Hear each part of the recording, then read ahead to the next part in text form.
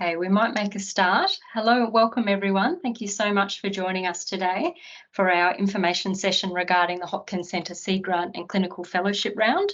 I'm Professor Tamara Ownsworth and I know most of you. I'm the Research Director at the Hopkins Centre and I'm joined by Associate Professor David Trembath, who has a long-standing history with the Hopkins Centre and was Deputy Research Director for a long time. And David is actually one of the chairs of the panel. So I'll be going over some details, but I'm very grateful that David will be joining us today and he'll be taking over halfway through. So we're sharing the information session today.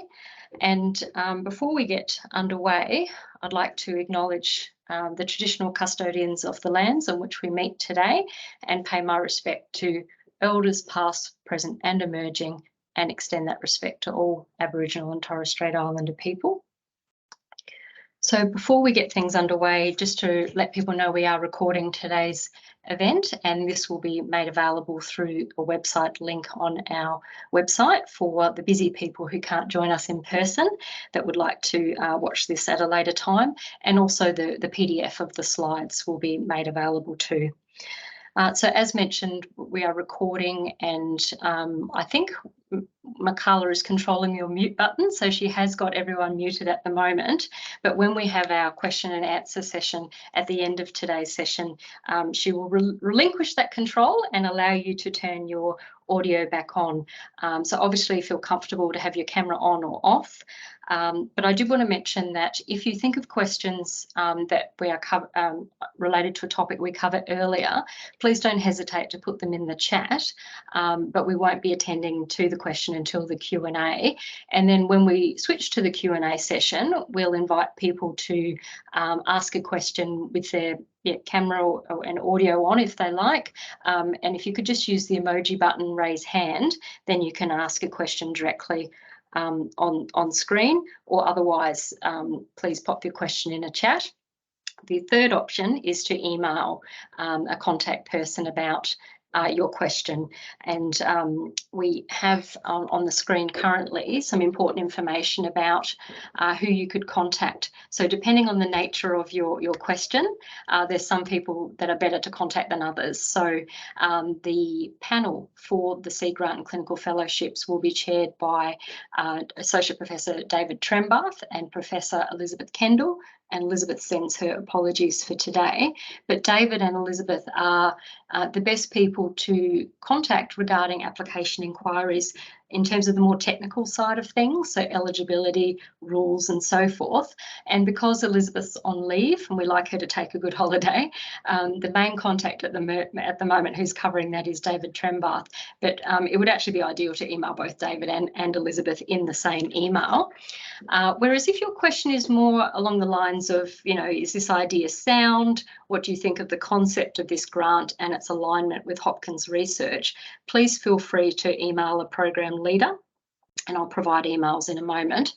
So the program leaders are Tim Geraghty, myself, and Louise Gustafsson. So I'll revisit that important point. Because it is a seed grant, it's an opportunity. We really want to build people's research capacity, and some people might be new to writing grants. So we're here to support people and provide the advice that can make a bit of a difference, I think, sometimes to the quality of an application. So just to provide a bit of background context to this scheme, which has been operating for many years for the Hopkins Centre, it's a really important initiative of our research development and capacity building to support early career clinicians and clinical researchers with new ideas and seed type projects, as well as clinician researchers who want to have a dedicated focus on research in their practice.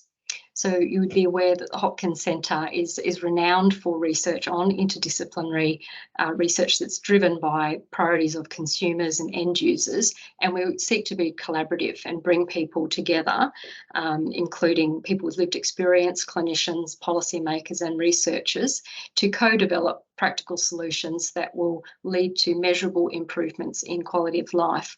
So the beneficiaries of this seed scheme are, of course, people living with the long-term consequences of acquired neurological, musculoskeletal and persistent pain conditions. So through the C grant and the clinical fellowship, we aim to build both research and clinical capacity and support early career researchers, clinicians and citizen researchers. So these grants have a strong translational focus. So we aim to conduct research that responds in a timely way to priorities and problems, that face our clinical services and impede our ability to deliver high quality rehabilitation. So in other words, projects need to be very much focused on outcomes that can be embedded in practice and are informed by and contributed to by people with a disability. So just to start with the timeline for the scheme, so it was announced in December last year. The expression of interest has just opened this process and the forms are now available. They're interactive PDFs. We're up to our information session today and the EOI will be due on the 15th of February. So the interactive PDFs and relevant attachments are to be submitted to the Hopkins Centre on February 15th by 5 p.m. And then in early March, we will provide feedback on the outcome of the EOI and invite full applications. And for those who are not successful with the EOI, we will also provide feedback that we hope can help people to strengthen further applications in other grant rounds or indeed our own grant round again next year. So full applications will then be due on the 21st of April. And then outcomes will be known in June for projects to commence in July of this year. So just to help people to find this information, sometimes our website can be a little tricky to navigate. So the link up the very top here, as well as the links you would have received in emails from the Hopkins Centre, will take you to the primary site where we have obviously the advertisement for today's session, but also the all-important expression of interest form. So there's two different forms, one for the C grant and one for the clinical fellowship. And then the details of how to submit those and what's required are provided through those links. So being an interactive PDF, if you've had experience with one of these before, it can break your heart if you enter information and then realise it hasn't saved. So first step is to always save that PDF to a file before you start adding information. Just a tip from someone who's suffered from that mistake before. Okay, so I am going to focus on the C grants and then David will cover the clinical fellowship scheme afterwards. So the aim of these C grants are to really support new interdisciplinary research projects where the outcomes will lead to improved outcomes for people with disability and rehabilitation practice, service delivery and systems. So there is a particular focus on supporting early career researchers to lead and establish programs of research. This doesn't mean that applications need to be led only by an early career researcher, but we really want to see the involvement of early career researchers in the broader team if they're not leading. For some projects it may not be appropriate for the person to lead, but we'd really like to see that clear indication of mentorship and support to further the careers of people who are new to research. So the scope of these C grants, as the name suggests, is often startup research or pilot work. That's focusing on feasibility or acceptability of new approaches. Could be assessment, it could be intervention, process, it's quite a broad scope, but ultimately research that will translate into changes in practice or inform changes in practice. It also could be a project that is focusing specifically on a translation component. So perhaps the idea has already been piloted and established to some extent, and this project will actually focus on implementation of the research outcomes in practice. So it also could focus on progressing or upscaling existing research. So it could be part of a programmatic series of research and you're up to this particular phase and it's focusing on a new component that clearly extends beyond previous research. So in that sense, it's important that this project is not concurrently funded by another source or that it hasn't received previous funding. So it is new funding for a new idea, but it can be part of an ongoing series of research or programmatic research. So teams must have, and this is an essential criteria, at least one team member from the Division of Rehabilitation Metro South Health and one from Griffith University. And all members of the CI team need to be Hopkins members. We're also really looking for teams to include and support the development of early career researchers and lived experience researchers. This doesn't mean that every team needs to have a lived experience researcher involved or listed as a CI, but we want very clear indication of consultation that has occurred, or at least I strongly recommend that there is consultation with end users of the research, which could be people with disability, family members, or services and industry partners. So therefore, teams may include, and are encouraged to include, relevant clinical research and industry partners that may lead to future funding. So seed grants that can leverage future large grant applications are very welcome and encouraged, as well as projects that focus on achieving particular practice or service delivery impacts. So just some examples. I had a whole catalogue of grants I could have chosen. We've had some wonderful seed grants over the years. So we've awarded approximately 28 seed grants in the past. So I just handpicked a few that kind of helps to show the breadth of research we fund. So we've previously funded research on embedding a new framework of vocational rehabilitation in early transitional brain injury services, research that had more of a nutritional focus on central obesity and body composition of energy needs and wound healing in people with spinal cord injury. That one just got published, which was lovely to see. More of a proof of concept study on virtual reality as a novel therapeutic tool that led to a really nice clinical trial that's also just been published. And then research on multidisciplinary hypertonicity service, so very much focused on service delivery and making changes in practice. So that was a really nice, more translation-focused project. And then in a more recent round, research focusing on the experience of fatigue in people with traumatic brain injury and their caregivers. And this research resulted in new resources and informed therapy directly in the brain injury rehabilitation unit. So I think that kind of shows the broad scope as well as that focus on translation. And most of these projects are published as well, which can take a while, which we appreciate. So you will have read in the guidelines that there are some priority areas that we're particularly encouraging applications to go forward in terms of programs of research that we have established at the Hopkins Centre and is funded by the Motor Accident Insurance Commission. So we will be looking, and it's a criteria, at the extent to which projects can contribute to and value add to existing research activities within our two major programs. And I will go through both programs. So the first is evidence-based practice and community interventions. The second program is enabling technologies and environments. But in addition to these priority areas, we will certainly consider projects that aim to substantively build on research that's previously been funded by a seed grant or clinical fellowship. So that's supporting that programmatic research that I mentioned before. But also we will consider based on the merit other projects that are outside these programs that are innovative and relevant to rehabilitation and disability.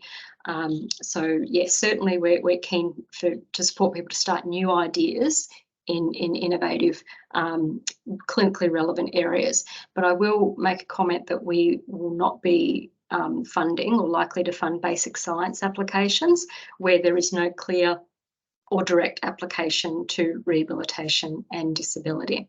And this goes for everything today. If you're not sure, please do get in contact with one of the program leaders, because we're aware that everyone's time is precious and all applications are onerous and take up people's time. So we're trying to support people by being available to consult on concepts and ideas that are of interest to this scheme.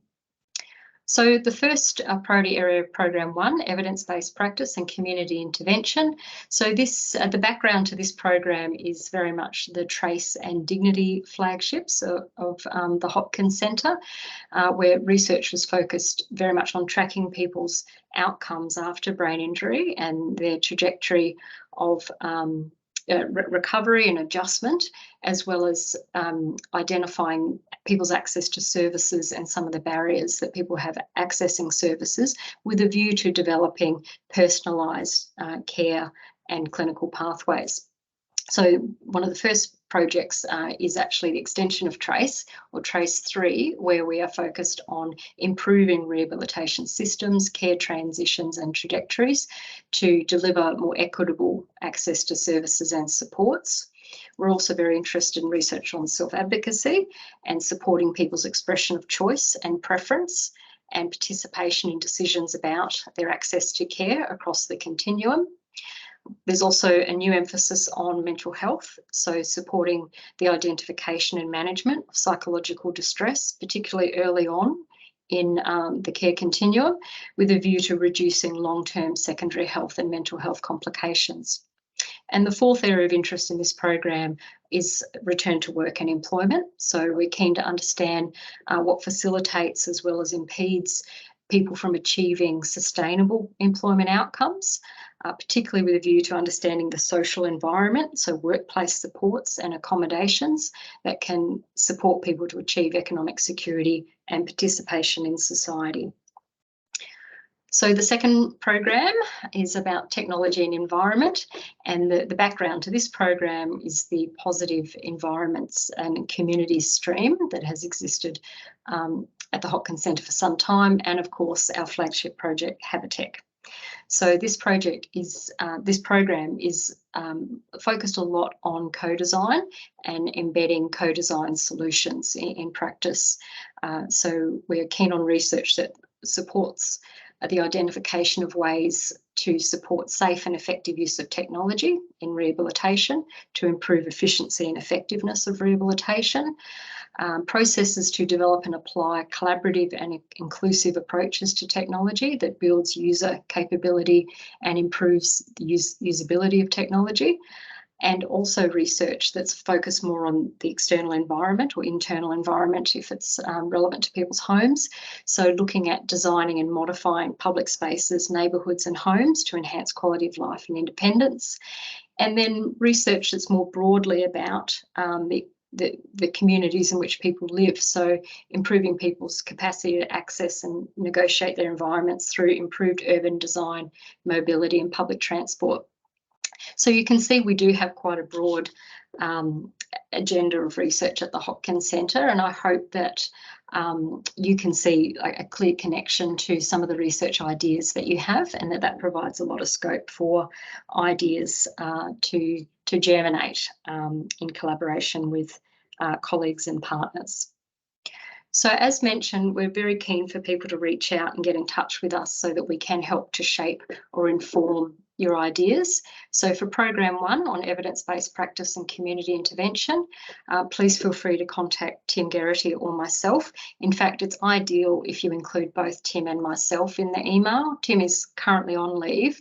I know he was hoping to join us today. I would have to check to see if he's online now, but Tim is on annual leave, and therefore I'd like to kind of field the questions, and then Tim will be back on board in February and he'll be able to answer some of your queries about Program 1. For Program 2, it is Professor Louise Gustafsson. So Elizabeth Kendall is also Program Lead for Program 2, but because she's chairing the panel, we are trying to keep some separate roles here. So Louise will be able to answer questions and provide her thoughts on ideas going in relevant to Program 2. So if your ideas are not well aligned with either Program 1 or 2, please still feel free to reach out, and I'm very happy to be the contact person for ideas that fall outside Program 1 and 2, because I think it would be very helpful to be able to provide some thoughts and ideas on the idea that you have, and also potentially help you link that to the programs of research that we have, because obviously I've only provided a very sketchy outline of the programs and they are quite comprehensive. So if I receive an email from you, I might think, oh gee, actually I think that does link in nicely with Program 2, etc., etc. So yeah, please do reach out in any respect for information and input about the ideas and the concept behind your EOI. So a little bit about the seed grant projects themselves. So the value will be between $20,000 and $40,000, and we expect that we'll be able to fund multiple grants this round, although it will depend a little bit on the scope and the budget of grants that we fund. So in terms of what's allowable, research costs, so direct research costs and knowledge translation is the focus of these budgets. So that can include research assistance, clinical buyout for research, consumables, justifiable field costs, and for knowledge translation publication costs, events, and also I'll add in there, it's not written there, but for relevant conferences for you to disseminate the research would also be relevant for seed grants.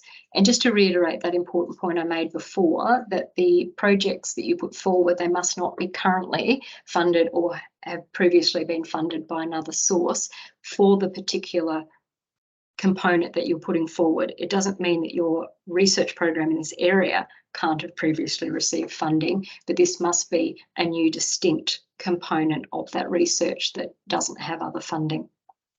So project timeline is 12 months duration. So that's what we're really strongly encouraging people to stick to and ensure projects are feasible, and that's an important assessment criteria. CIAs may seek approval to vary timeframes for a project, but the funds must be expended within 12 months, and that's because of our funding agreement with who's providing the funding for the seed grants. So the CIA, it's very important who your CIA is on your seed grant. So they must be a Hopkins member with a substantive position in either the Division of Rehabilitation or other Metro South Clinical Rehabilitation Services affiliated with the Hopkins Centre or Griffith University. So it could be a clinical lead or an academic lead and must be a Hopkins member. In fact, all CIs must be Hopkins members or otherwise can be AIs. So if you're wanting to involve people external to Metro South and Griffith University, of course, that's completely fine and encouraged. So someone from UQ, Metro North, for example, but these people can only be named as associate investigators. So just to provide an overview of the seed grant selection criteria, so you can see that the heaviest weighting or the greatest proportion of weighting is regarding the feasibility and the quality of the research plan. So because these are only 12-month projects, the timeline and what you're planning to achieve within that timeline it's really important that this is feasible and that we feel that there's a strong likelihood that the objectives would be met within the stated timeframe. And then, of course, the quality of the research plan is all about the science and the methodology that you're applying to address your research questions. And we have quite a structured outline that we've provided to help people articulate that in the EOI. So we're then very interested in the significance of the grant and its capacity to lead to changes in practice or service delivery. So knowing a bit about your translation plan, we ask for a bit of information on that and the EOI, and then you'd be asked to expand on that for the full application. The team itself is obviously a criterion, and the strengths of the interdisciplinary collaboration and how this will foster early career development of ECRs. The strength of value add to existing research, or whether it helps the Hopkins Centre to address a gap in research, would be interested in that as well. And then the final item is justification of the budget. So this is what the EOI looks like. So these are available, as I've mentioned, through that link. So the CIA has to provide their full details and include a 2-page CV. We're not requiring CVs of other CIs or AIs at this stage. There needs to be an indication that you tick a box or indicate that you have consulted with a program leader and who that program leader was, the title of the project, a concise lay summary of what your project is about and what it's aiming to achieve. You can then include your own formatted single page with a project proposal, and that kind of breaks down into the background and rationale, the aims, the methodology and expected outcomes. There's a separate section then on the significance of your project and what it's going to deliver. And then a section on impact and benefits. So who are the end users and how is this research going to improve clinical practice, service delivery and outcomes for people with acquired neurological and musculoskeletal conditions. Just listing your research team members and what their role is and what they're going to contribute, just in a table. And then we have a brief section on the involvement of service users, so how they've contributed to the application if relevant, but also how they'll contribute to the project and dissemination of outcomes. And then we have the project budget, which isn't overly detailed at the EOI phase, and then just an indication of whether there is pre-existing ethics. We don't expect that projects or many projects will have ethical clearance already, but we know that this can be I guess one of the more onerous, time-consuming aspects of a project. So if there is pre-existing ethical clearance, good on you, and be sure to indicate that that's the case and whether that's through Metro South and Griffith or one but not the other. So that is, in a nutshell, the C Grant EOI sections and some information about eligibility and what we're looking for. I'll now hand over to David, who is going to cover the clinical fellowship scheme, and then we'll open up to an EOI. And while we're doing that, I'm going to look to see if there's any questions popped in the chat that I can be prepared to answer for the C Grant. Now, David, are you comfortable with me pressing the slides for you? I didn't ask you about that before. Absolutely. Thanks, Tamara. Okay, no worries. And welcome, everybody. Thank you very much for your interest in this, in these two schemes. It's very exciting and really looking forward to seeing the applications come in and then ultimately funding some great projects. So I'll focus on the clinical fellowships here, and you can see on the slide there the aim and some information about it. But what we're really looking for, if I can focus on a few key things, clinician-led research. We want research that's authentic. It's coming from clinical practice. It's going to influence clinical practice for the benefit of people who are utilising the services. And when we're looking at fellowships, we're looking at supporting both the person and the project, and both at the same time. So that's really important. So we're thinking about a program of research activity, as well as capacity building in a specialised field of knowledge and translation that has, just as with the C grants, a very clear link to the mission and values of the Hopkins Centre. So it's important to think about both that dedicated research project, as well as a plan for initiating and/or leading research capacity building within and across teams and stakeholders. So thinking about those examples, some examples there of knowledge exchange events, skill building, mentorship, networking opportunities. The applications are open to a range of disciplines, including medicine, nursing, allied health, and clinicians at any stage of your career. Thanks, Tamara. So just like with the C grants, I've prepared just a few examples to illustrate the range of topics and different foci of these fellowships. So Claire's project, for example, adapting TBI Express, communication partner training for leaders of community peer support group, adults with ABI, looking at issues of feasibility, acceptability, and potentially effectiveness. Brooks' work, looking at singing chords, therapeutic group singing for people with spinal cord injury. Sue's work around the impact of the introduction of Habitech Lab at PA. Glenn's work optimising the process of care for the management of people with a spinal cord injury on the orthopaedics board at the PA.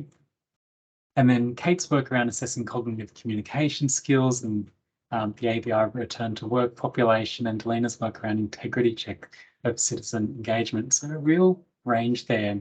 And what we're wanting to do there in showing those examples, encouraging people to think about your work and how it can align with the mission and the values and so on of the centre, and put forward creative, interesting, but very much clinically relevant ideas. Thanks, Tamara. Okay, so in terms of thinking about whether this might be an opportunity for you. So this is open to clinicians seeking to build your research capacity and leadership. And you can be either of these three in terms of You might have existing research qualifications, and we're looking at there people who have an honours 2A or above. You might be currently enrolled in a high degree research program, or you might be seeking to undertake postgrad research qualifications in the future. And so you're keen to build your research capacity and leadership. In all of these cases, though, what is common is that you've got an interest and a commitment to building a clinical research aspect to your work and career, and that this clinical research fellowship can assist along you in that journey. The fellowships are 12 to 18 months, and it will depend. You'll put forward a cases to length based on your project and your individual circumstances. We've highlighted some words here. We're looking at supporting close integration of clinical practice, the further service development, and a program of research. Interdisciplinary, collaborative, and coordinated with the relevant clinical service. So it's imperative that applications coming forward for this scheme really demonstrate these different aspects, including that coordination with the clinical service. Thanks, Tamara. In terms of the funding, so there's up to $55,000 available to support each fellowship. And that can be to support direct research costs, so similar to the types of costs that were outlined for the seed grants, including research assistance, buyout of clinical time, consumables, fieldwork costs, and research training workshops, and so on, as well as knowledge translation. So using funds to support your work and ensuring the knowledge that you gain is actually translated into clinical practice. And you'd put forward a proposal around those expenses in a budget that suits your particular project. Within the scheme, supervision and mentorship from academic and clinical leaders within the centre is both on offer and provided, but also required. So we think of this as being a really important aspect of wrapping around support for the work that you propose and your own research development through that supervision and mentorship. So when you look at the EOI form, and if you proceed to the full application, that's one of the things that we're looking at and trying to making sure that people are well supported in what's being proposed. Thanks, Tamara.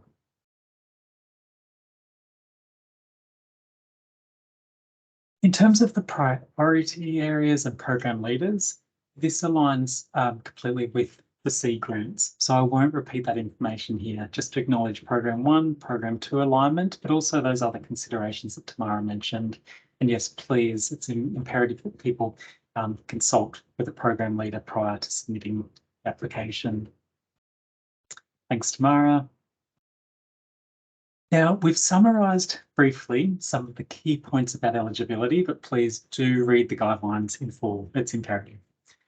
But in terms of employment, I mentioned open to medicine, nursing, allied health disciplines. It is important to note that you do need to be working in a clinical capacity at the same time, though. You'd need to have a substantive clinical position. So we're talking about 0.5 FTE or full-time equivalent for the duration of the fellowship and up to 6 months after.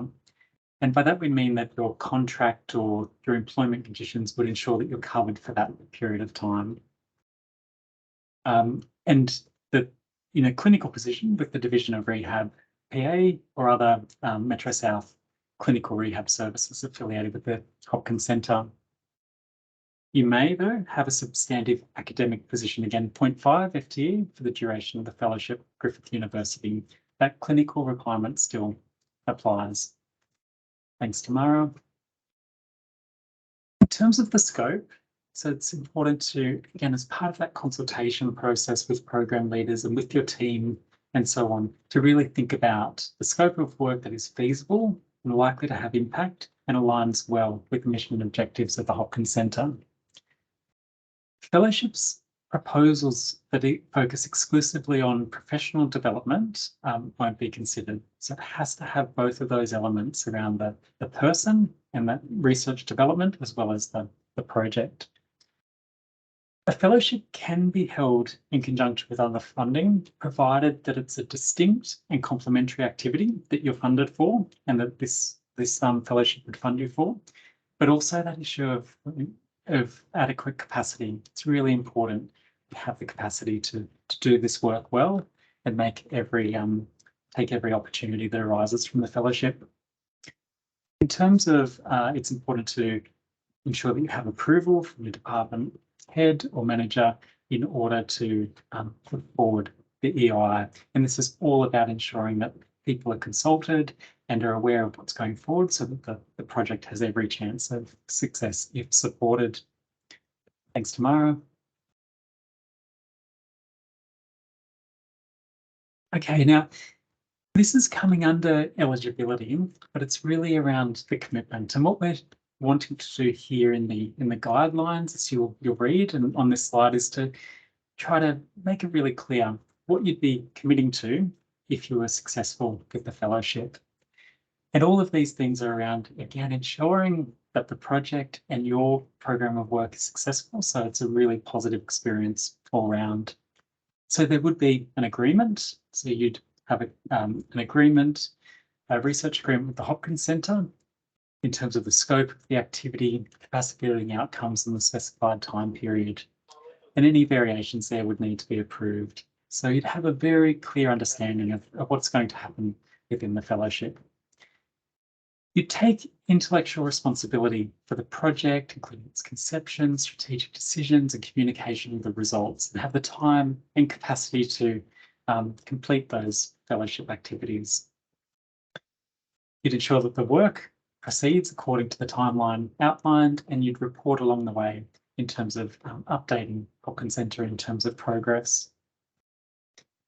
We also want to make sure that people who are supported with the fellowship are supported in terms of research training and in development of knowledge and skills. And so we would be making available a whole suite of supports available through Griffith University in terms of research development. And it would be a requirement, but in the best interests of the fellows, to complete at least one micro-credential or digital badge or 3 research education development workshops. And so those workshops, that work that you do would be very much aligned with and support build your capacity in the work that you propose. You'd also be then committing to sharing the findings in terms of presenting your research at Hopkins Centre events and governance meetings, along with your broader sharing and dissemination of findings. Thanks, Tamara. Okay, so in terms of the selection criteria, I've highlighted a couple of key points at the top here, and these again come straight from the guidelines, but there is this really important focus on strengthening the research culture within and between the Fellows Host Department organisation and the broader Hopkins Centre. So the fellow will act as a conduit for bringing people together, building capacity around clinical research, where that research results in real clinical outcomes. You'd also have the opportunity to further enhance your career development. And we want to assist you in leading change in practice and service delivery in the local context. So when reviewing the applications and applying the criteria below, those are important themes. So yes, you can see the criteria on the screen there, the quality of the research, the value of the embedded fellowship needs to be demonstrated. We will consider the resume of the applicant and research experience relative to opportunity and career stage. That's really important to state.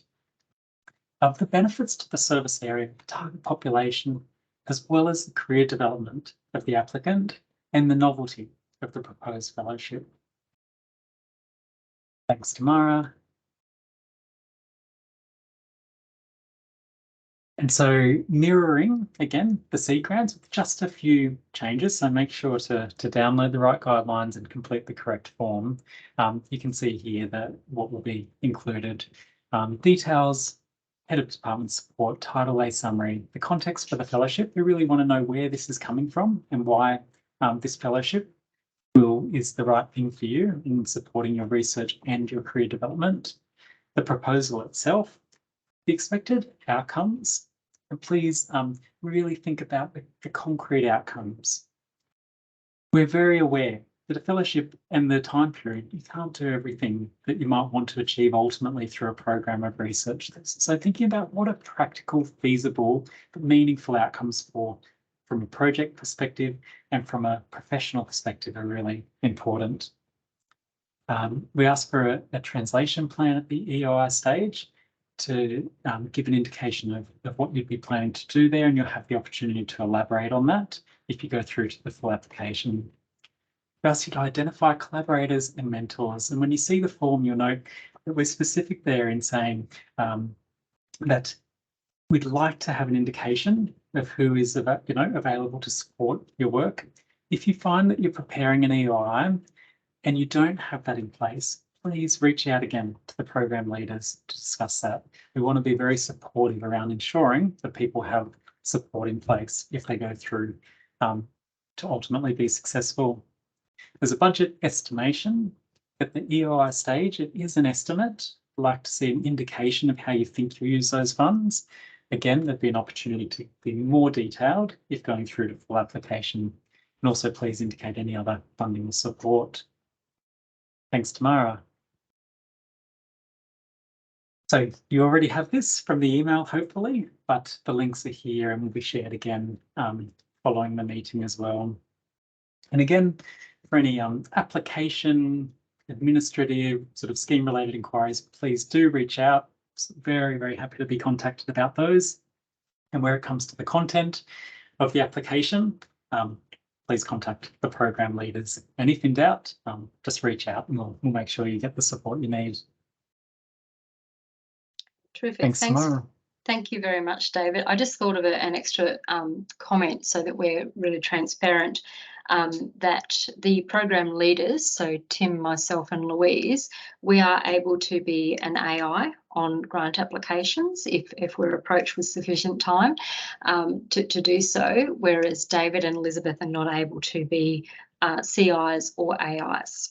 So we're trying to keep that evaluation process separate to the advice and consultation, because ultimately I think program leaders have a vested interest in the research that happens at the Hopkins Centre, and we do oversee and support a lot of researchers. So therefore, if you are interested in involving a program leader as an AI, please feel that you can reach out. So that's not off the table at all. I didn't want some people knowing that was the case and others not. So that's the clear message about that one. Now we do have some great questions in the chat, so I'm going to go through those first and then I'll open up for any other questions. So I'll start with them in order that they've been popped in there. So Kelly, Kelly's question relates to eligibility criteria. Is it possible for Griffith staff to be members across multiple research groups, e.g. Hopkins and another Menzies group? As long as the Griffith staff member is a member of Hopkins, then it is okay that they are also a member of other groups. And obviously then you'd have to think about funding sources and whether you need to declare any funding that could be potentially contributing to this grant, because it does need to be distinct from previous research in terms of the objectives of it, and just indicate what other funding could be used. And there could be in-kind support as well, and that is a question that might be relevant to cover as well, in terms of what other sources of support, but not actually funding the component that you're putting forward. So short answer, Kelly, is yes, as long as the Griffith staff are members of Hopkins. And then that overlaps a little bit with Melissa's question, which is also about CIs. So if all CIs have to be Hopkins members, does that mean consumers would most likely be AIs, or should they join Hopkins? I think that comes down to the role that the consumer will play. If they are more seeking this opportunity or contributing as a citizen researcher, then to me that would suggest and we'd welcome them to join the Hopkins Centre as a member. Whereas if they're having more of a consultative role across the project, then maybe an AI would be the more appropriate role. So I think it depends on their level of involvement and intellectual input into the project there, Melissa, but I think it could be either, except if they're CI, then we would like them to join the Hopkins Centre. And that way they receive all the newsletters and all the advice and updates on the scheme as well, and we keep them well informed. And I see that you've spotted a problem with our interactive PDF. Very grateful. So Melissa has spotted that the interactive PDF research team section does not appear to be interactive when you enter the name of the team member. So if we could please look at that PDF and correct that, Makala, that would be terrific. Would you expect the full research team to be identified in the EOI? I guess we'd like we'd like as many members to be indicated who are likely to continue on to the full application, but it is certainly still possible to add in new CIs and AIs. But we do want to see I guess the majority of the researchers who are likely to be involved in the study. But the EOI itself, the feedback might actually encourage you, to consider another collaborator, so teams don't have to be complete and finalised at the EOI. There she is. Does that answer your question, Melissa? Yep. Thanks, Tamara. Yep, that's all good. I think Makala's already addressed the interactive PDF issue, so she's on top of it. Thank you, but we're very keen for any feedback on any other technical issues. Life is tricky enough. You do not need technical issues on top of grant writing, so please let us know. No worries. And then Delina's got a very good question as well. Is there a list of all current Griffith Uni employed Hopkins members? I'm not sure the website is up to date, of people who could be CIs representing Griffith University. What a great question. So there isn't a list available on the website, but I suspect it's something we could generate, Makala, isn't it? And then obviously if people would like to be connected to a Griffith person or know the names, that they can then go stalking, shall I say? No, where they can go looking up people's profiles to see who might be relevant, because all Griffith staff have what we call an expert profile. And that's actually where we provide information about our research interests, our research publications, grants. So if you have the name of those academics, then that would allow people to be able to go and look up people. It's a bit trickier at the other end, where Griffith staff might be looking for clinicians to connect to, and that's why I like to see myself as a bit of a conduit where I can actually connect and link people, and Tim's obviously a very good person to link to clinicians, because he's all over the division of rehabilitation staff and interests, whereas I'm more familiar with Griffith staff. So Delina, I'm very happy to follow up with you with suggestions, but perhaps in the first instance we could compile a list of current staff members at Griffith who are Hopkins members. And if anyone else would like that list, please get in touch. Great. Yep, that's a very good question. And then do we have another? No, we have no more in the chat. So if I could now open it up to people to raise their hand using the emoji. If they've got a question or a comment, feel very free. We've got about 10 minutes left of the session, so very happy to answer these live.